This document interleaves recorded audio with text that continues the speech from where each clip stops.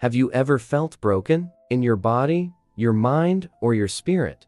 Maybe the doctors gave you no hope. Or maybe you've been carrying pain for years. But what if I told you that prayer still has the power to heal? In this video, I'm going to share with you not just testimonies, but also powerful Bible verses and a prayer that you can declare over your life. So stay with me, because this could be the breakthrough that you've been waiting for. Prayer isn't just talking to God. It's connecting with the one who created your body, your soul, and your spirit. Healing doesn't always happen overnight, but when we pray, we tap into God's unlimited power. In fact, the Bible says in James 5:16, "The prayer of a righteous person is powerful and effective." So when you pray, you're not begging. You're aligning yourself with the God who has already promised healing. Healing isn't always immediate, but peace is. Every time you pray, you trade fear for faith and pain for peace.